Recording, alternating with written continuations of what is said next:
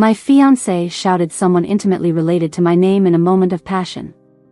I stared at him, eyes brimming with tears, forgetting to breathe. He was incredibly cold. You know, I've never loved you. The warm atmosphere shattered the moment he said my mom's name. An eerie, subtle vibe took over the room. My clothes were a mess, throat dry and scratchy. A blink made tears fall. I opened my lips, barely audible even to myself. Sam, what are you saying? Sam, standing by the bed with his shirt buttons undone, looked down at me without any emotion. Stop pretending. You've always known I don't love you. I was frozen, my mind still processing the shock. I asked, dazed, so, you're in love with my mom? Sam's dark eyes were cold, his expression fierce and threatening, subtly yet intensely. Do you think I love you? You overestimate yourself. That broke me completely, rage eclipsing reason. I rolled off the bed and slapped him hard. Then why marry me? Go marry my mom. Sam's head whipped to the side from the slap, tension silently spreading in the room. He looked at me calmly, stepped closer, and laughed mockingly. Lucy, do you think I really want to marry you? You're just my excuse to be near Maria. That's the only way I can stay close to her. Maria. My mom's name. I call her that jokingly, but hearing it from Sam made me sick. Sam and I were childhood friends. My mom raised him, his parents were always working, and she took on the responsibility. I was proud of our bond, knowing one day I'd marry Sam. We were supposed to get married soon, like a fairy tale happy ending. Now, here he was, in my bed, saying he's always loved my mom. What was this, fate's cruel joke? Fighting back tears, I asked, does my mom know? Sam was silent, but his silence was deafening. I ripped off my engagement ring and threw it at him. Fine, take this ring and marry her. Sam grabbed my chin, eyes dark and fierce, voice cold. Lucy, you don't have a choice, you must marry me. I laughed bitterly. To be your cover for a forbidden love? In your dreams, Sam. Sam chuckled, his cold fingers caressing my neck subtly, his eyes full of an indescribable threat. He sneered at me, mocking my futility. Otherwise, your father will suffer in jail. I froze, shocked he'd use my dad against me. A single sentence hit my weakness. I went pale, clenched my fists so hard my nails dug into my skin. Sam left, but not before warning. Sleep well. You need to look radiant on our wedding day. No one likes a tired-looking bride. After he left, I collapsed to the ground, strength drained from my body. My dad was arrested for company accounting issues. Sam's family intervened to settle it. Without them, my mom and I couldn't live comfortably. I thought Sam helped because he loved me. Turns out, he just didn't want my mom to suffer. A memory flashed of my dad being taken away, my mom fainting into Sam's arms. I thought Sam was devoted. He wasn't holding my mom, but his lover. Many memories played like a movie, revealing all the missed details. As dawn broke, I felt a bit drowsy and drifted off. When I woke, it was the next afternoon. My mom stood by my bed, looking at me lovingly. I sat up, dazed, taking a while to gather myself. My mom wiped the sweat from my forehead gently. Did you have a nightmare? You're sweating a lot. Last night's memories flooded back. I stared blankly at her, thinking of Sam's silence when I confronted him. Lucy, why aren't you talking? Nervous about the wedding? Let's go for some skincare today. You must look beautiful as a bride. I nodded numbly and changed clothes as she instructed. While changing, I casually asked, Mom, when did you last visit Dad? She averted her gaze. About 2 months ago. I looked down at my palm, where my nails had dug in last night. Throughout the day, I followed her lead, doing skincare and trying on my wedding dress one last time. When I stepped out in the dress, Sam played the role of a perfect groom, praising my beauty. As I turned, I saw in the mirror Sam's fingers brushing my mom's palm. I sat in the dressing room, refusing to leave despite the staff urging me. Breathing was hard, a heavy weight seemed to press on my throat, stopping air from filling my chest. A shadow fell over me, making me look up. Sam's eyes scanned me from head to toe, his voice ice cold. "What are you up to?" I opened my mouth, but couldn't utter a sound.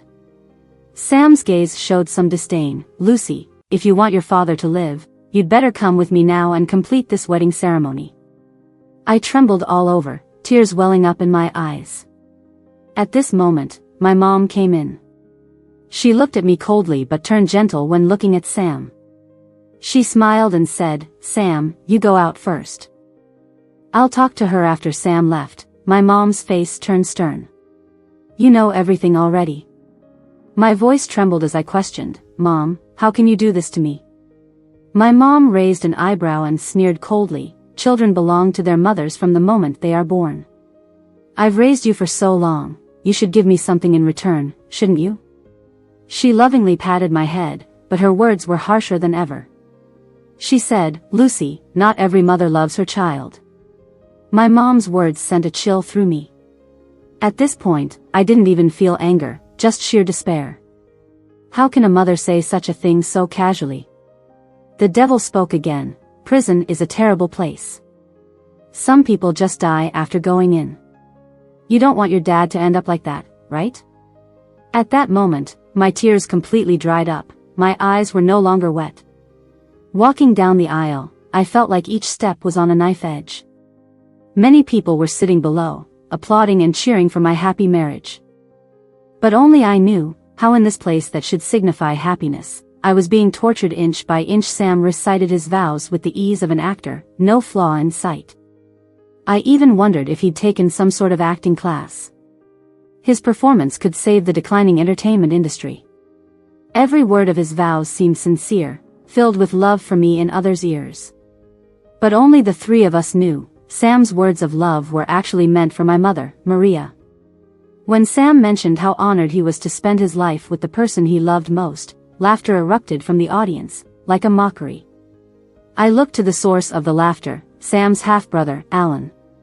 Alan's gaze was filled with disdain, leaning back lazily in his chair, clapping with sarcasm that made him look like a bandit.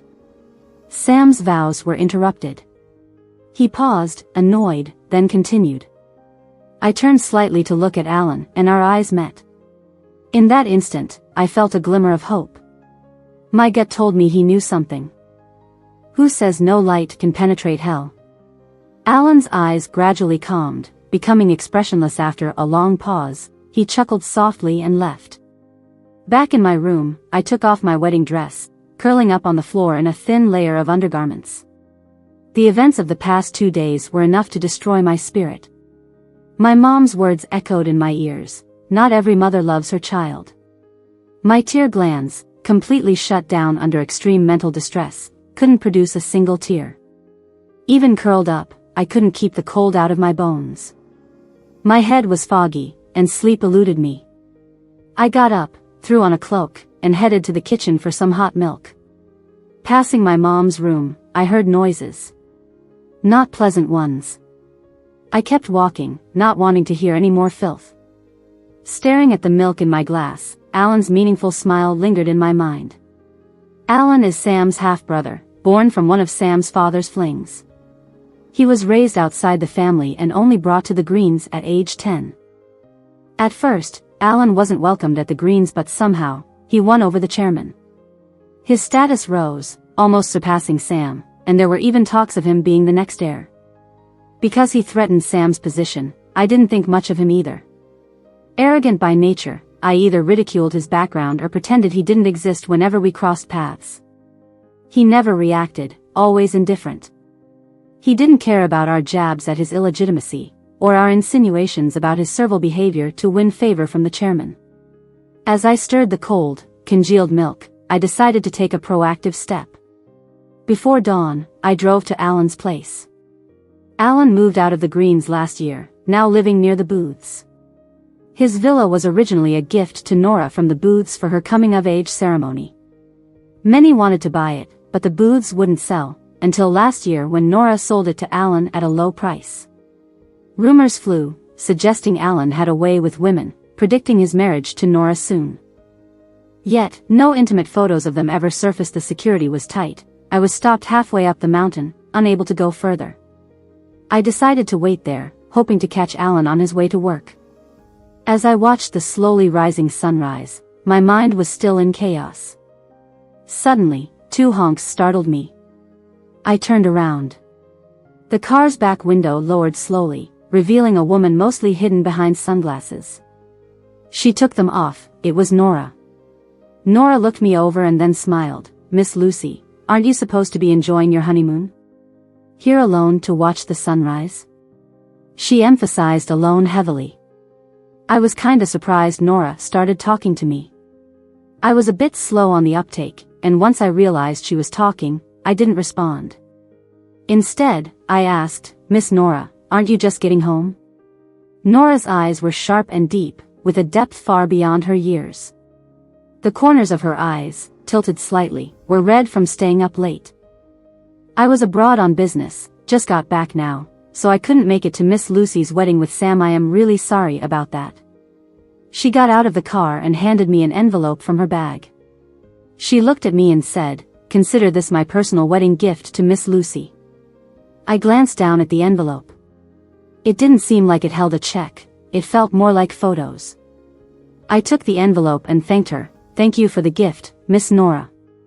I hope I can soon return the favor." A hint of something unreadable flashed in Nora's eyes, and her smile deepened. "You're here to see Alan, right? I'll let the security let you up the hill." I nodded and was about to get back in the car when Nora's voice came from behind. "My gift is best enjoyed alone, Miss Lucy." I paused for a moment, squeezed the envelope in my hand, and didn't look back. I must have arrived too early because Alan wasn't up yet. The housekeeper said I could wait for him in the living room. By the time the coffee brought by the housekeeper had gone cold, Alan appeared at the top of the stairs. Yawning, he looked down at the living room from the second floor. When I looked up, our eyes met. Alan's bathrobe hung loosely, giving off a subtle aura of decadence. When he saw me, he quirked a small smile, lazy and casual. "Lucy, shouldn't you be enjoying your honeymoon? What brings you here so early?" His voice had a lazy, almost flirtatious tone. "I didn't beat around the bush. Why were you smiling like that at the wedding yesterday?" Alan sat down in front of me, crossing his legs and chuckling softly. "So, you're here to give me a piece of your mind?" I didn't respond, just watched him quietly. Alan's smile grew, and he took a sip of the coffee brought by the housekeeper. "I spent millions buying a story from someone. Consider it my wedding gift to my sister-in-law. My gut told me this story had something to do with me." I nodded for him to continue. He looked at me with a faint, mocking smile. "Once upon a time, there was a woman every man she liked ended up falling for her sister instead, making her jealous. The man she loved used her as a stand-in for her sister but was afraid of displeasing her sister, so he wouldn't marry her. Eventually, he broke off their engagement and married someone else. Soon after, he had a son. The woman blamed all of this on her sister and hated her deeply. The sister married a wealthy businessman and shortly after giving birth to a daughter, she died in childbirth. The woman, seeking revenge, took her sister's place by consoling the grieving husband. She went from being the little girl's aunt to her most trusted mother in no time. Not long after, she also became the neighbor of the man who had jilted her and even offered to help take care of his son. In a daze, I listened, my hand clenching and unclenching at my side, struggling to keep the shock from escaping my throat. Alan seemed satisfied with my reaction, scrutinizing me with interest as his eyes darkened. "Have you ever seen a show?" The atmosphere turned weird and Tensei met his gaze, unflinching. "Never watched it." His voice was calm. "It's about a woman who, seeking revenge, raises her friend's son to her liking and then seduces him once he's grown. Do you think your mom might have taken some inspiration from that story?" Alan's words stripped away the veil over my mom and Sam's relationship. So, no secret stays hidden forever. What went on between my mom and Sam was now Alan's leverage. Their battle for inheritance had long begun. If Alan exposed Sam's affair, Sam would lose any chance of being an heir. "So you plan to use this leverage to kick Sam out of the Green's inheritance?" He fiddled with a cigarette pack, looking amused yet indifferent. "Without the Green's inheritance, Sam could still live well with your family's assets. Is that the outcome you'd like? I shook my head seriously. He lit a cigarette and took a slow drag. I can't imagine how you must be feeling right now. I looked at Alan. I know where the Green's ledger is. His hand froze mid-smoke. I continued, help me ruin them, and I'll get the ledger for you. Alan's face darkened, losing all playfulness and laziness. You serious?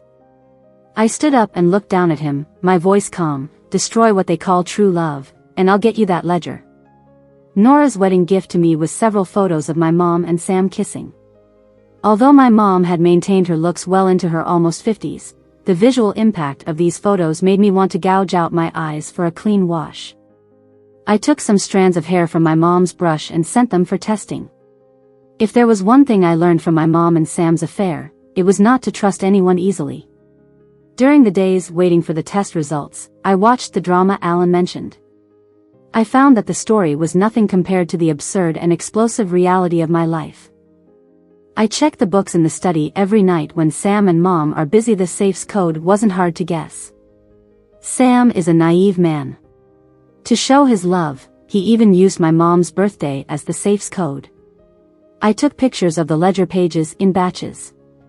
It was only after seeing these ledgers that I truly understood why my dad always taught me not to leave evidence when doing bad things.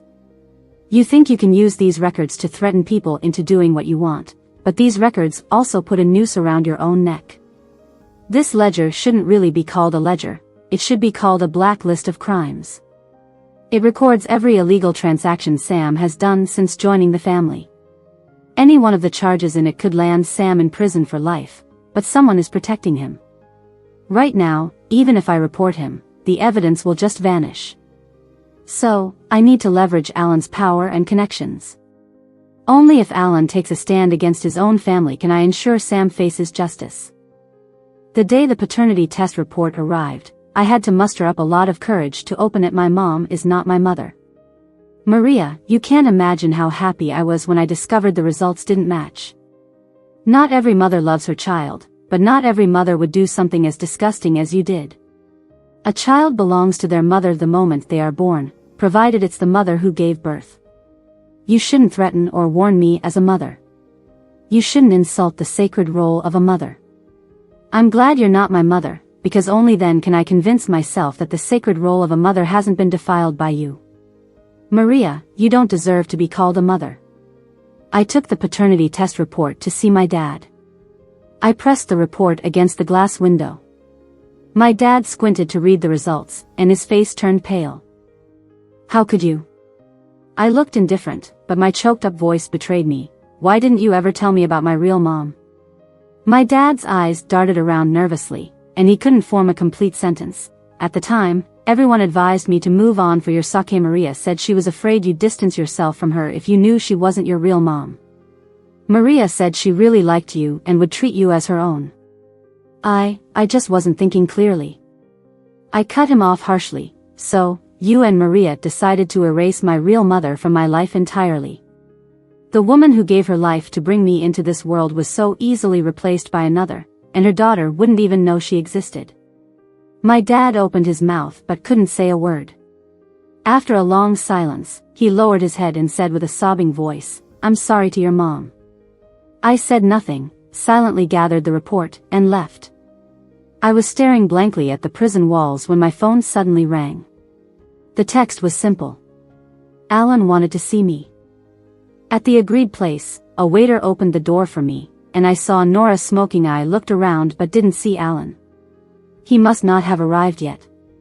Nora glanced at me and slightly raised her chin as a greeting.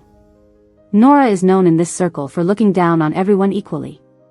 She has an impressive family background, a brilliant mind, and stunning looks.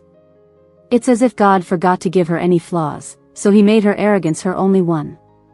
I sat across from her and observed her for a few seconds. Nora, your wedding gift was quite unique. It's obvious you and Alan are a perfect match. Even your wedding gifts are so quirky. Nora leisurely exhaled smoke, her expression teasing. Lucy, Alan and I aren't some fairy tale couple. We're just straightforward business partners. She watched my face, stubbed out her cigarette, and smiled meaningfully. There's someone in Alan's heart. A woman who always looked down on him but came to him for help when she was in trouble. Nora was almost shouting my name. The mood was getting tense when the door opened and Alan walked in. Alan's eyes roamed over both of us, smirking. Why does the atmosphere feel so tense? Nora stubbed out her cigarette in the ashtray and retorted, why are you so late? Alan loosened his tie and sat on the couch, his tone lazy and deep. Traffic jam. His eyes sparkled with amusement as he looked at me. Lucy, you got here fast. No traffic from the prison? My face tensed for a moment. He was watching me. I warned him, spying on others is illegal. Alan's smile widened, his eyes betraying countless hidden schemes. Is that so? I didn't know before. He turned to Nora, where's the main act? Nora chuckled and clapped her hands. The door opened, and a woman in a cheongsam walked in. I instantly realized, the woman looked almost identical to my mom when she was younger. Alan squinted and chuckled, looking at Nora, you pulled this off. How'd you find her? Nora shook her head, it's not my skill. I bought her from Miss Maria.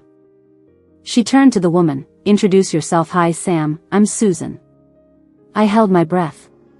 Even her voice sounded about 80% like young Maria. Her speaking tone and mannerisms were spot on. Nora looked at my shocked face and joked, look at Lucy's reaction. Seems like your mom's got a knack for this stand-in training stuff. It's been less than a week since I ordered, and they've already delivered someone this similar. Do you think they've got a stand-in factory running secretly? Alan pondered for a while before replying, that's exactly the kind of thing they'd do. He glanced at me, resting his elbow on the sofa's armrest, and lightly rubbed his nose with his thumb. Do you think Sam will fall for it? I forced a slightly stiff smile and said, that depends on Miss Susan's skills. Nora, sensing it was time to leave, took Susan with her and exited the room, leaving us alone. As the door closed, I took out a quarter of the account book copy from my bag and handed it to him. Alan took the copy, flipped through a couple of pages, tossed it casually on the table, and looked at me intensely. I want the original, I calmly answered. You'll get the original once things are done. Alan raised an eyebrow and sneered, didn't realize Miss Lucy knew how to play the game so well. I asked him, do you want to destroy Sam or? Alan paused but then resolutely replied, I want to destroy everything. I frowned and continued, what's in it for you? The thrill, the joy of victory? I want to tear down the hell that ruined my mother and imprisoned my life. Alan's mother had also died not long after joining that family. At the funeral, Sam had sneered, better off dead than staying in this hellhole. Sam had once told me that the house felt like hell, so he preferred my place. Alan's gaze bore down on me, his voice steady, I'm actually glad that Sam didn't fall for you. Otherwise, I'd have to destroy you too.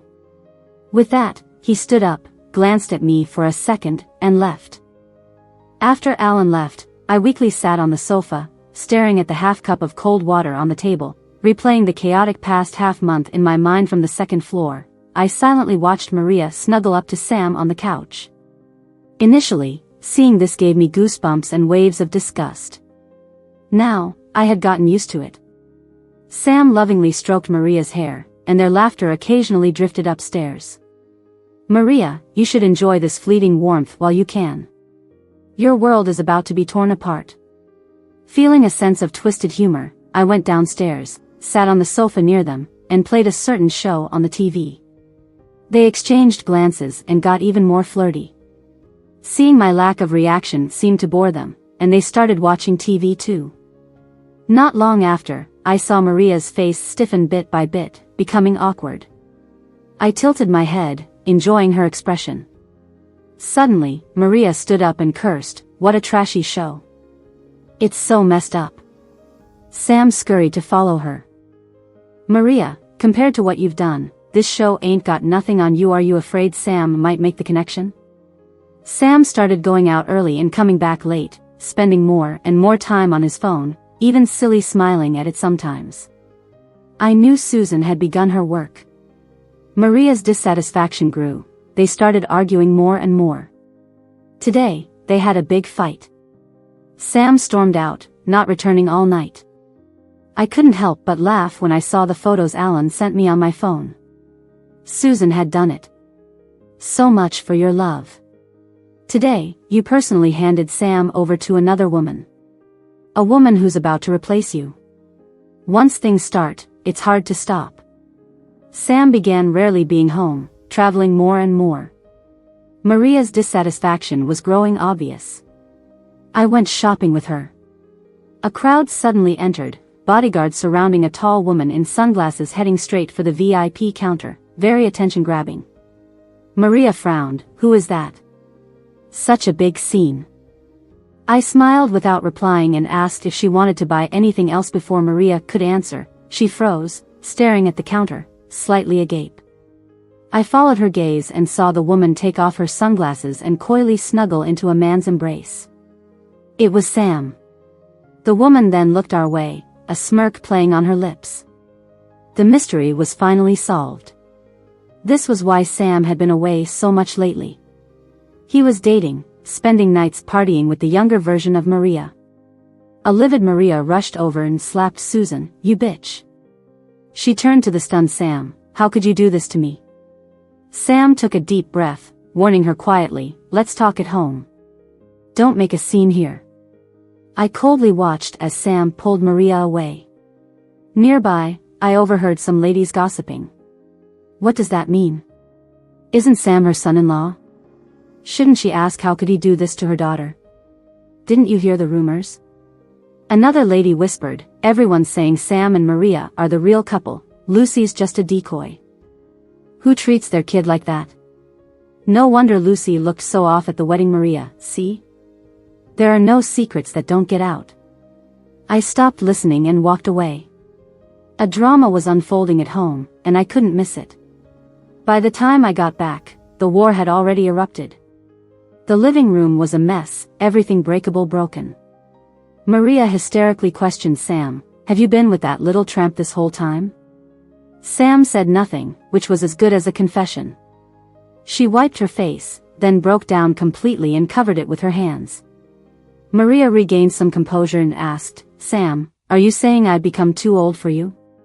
Sam opened his mouth but only managed 3 words, I'm sorry. How many men can keep loving a woman whose beauty has faded? Everyone loves youth, it's a currency, a temptation. And Sam met Susan, who was groomed by the Wen family. Few men could resist her. Maria completely broke down, collapsing to the ground and crying hysterically. I thought Sam would bend down to comfort her, but he just glanced at her and left. Maria, I thought your love was so unbreakable. Turns out it was just a fragile illusion easily shattered. I walked up and looked down at Maria, mocking her. Is this your so-called unbreakable love? Maria looked up at me, our eyes met, and my mocking gaze pierced through her fragile soul. She gritted her teeth and said, you did this. I sneered, you took my mom's place after she died giving birth, and you wanted to ruin her daughter's life. Did you ever think you'd be destroyed by someone you looked down upon? You wanted to destroy Tom's life. So, you decided to turn his pride and joy into your plaything, your lover. You hated your sister, so you adored her daughter, then made her fall in love and then exposed your love affair. You shamed her, turning her into the cover for your illicit affair with Sam, destroying her completely. Maria struggled to stand, her eyes filled with malice. Turns out bloodlines can't lie, you're just like your disgusting mother, thinking all good things should belong to you. You think I should be grateful for picking up your leftovers. Your mother, who died giving birth to you, would be heartbroken if she saw your suffering, and just thinking about it makes me happy. Your mom couldn't beat me, and neither can you. After finishing her rant, she laughed maniacally. I raised my hand and slapped her, then grabbed her hair and pushed her head into the fish tank. She struggled with all her might, but I kept her down. She gradually stopped struggling, and I let go. She fell to the ground, coughing violently. I looked down at her and said, recognize the situation now? Are you my match? As agreed, I handed the ledger to Alan. Alan lounged on the sofa, his expression playful. Now rumors about Sam and Maria are everywhere. We don't even need Dad to say anything. The view outside was blurry, the glass fogged up, and I wiped it gently. The ground was covered with a layer of frost. This winter came earlier than last year. I know, I spread it. I'm not smart, but I'm not dumb either. I needed a divorce and public opinion on my side so I could walk away unscathed after Sam's downfall. I needed to be the poor girl oppressed by her mother and betrayed by her husband in the public eye. From Alan's living room window, you could see the yard. Nora was in the middle of the yard kissing a man. Alan's voice startled me, another one. I steadied myself and asked, "When will you release the ledger?" "It'll be all over the news by Monday." "So soon?" Without the ledger, Sam would be panicking. I hid in a hotel for 2 days, waiting for Monday. The night outside the floor-to-ceiling window was dark, hidden in shadows. Staring at the scenery, I thought about how to handle the upcoming events when my phone rang, interrupting my thoughts.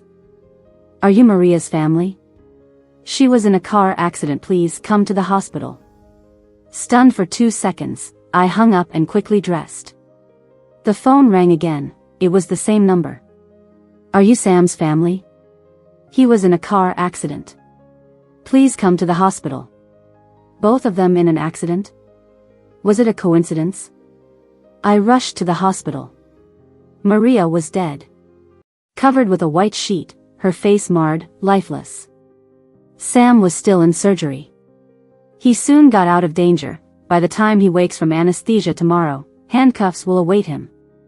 The investigation was quick. The dashcam recorded everything. Maria drove into Sam.